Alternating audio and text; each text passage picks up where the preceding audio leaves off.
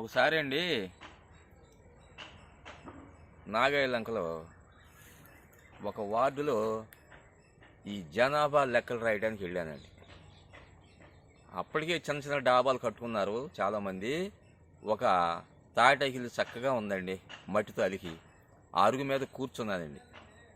కూర్చుని ఆ ఇరుగు పొరుగు వాళ్ళవన్నీ కూడా అక్కడ కూర్చుని రాశా లెక్కలు రాస్తూ వాళ్ళతో అన్నాను, ఇంటి యజమానురాలతో, అమ్మ మీ ఇల్లు బాగుందండి, చక్కగా ఉందండి, నాకు తాటాకి ఇల్లు అంటే ఇష్టమండి అన్న.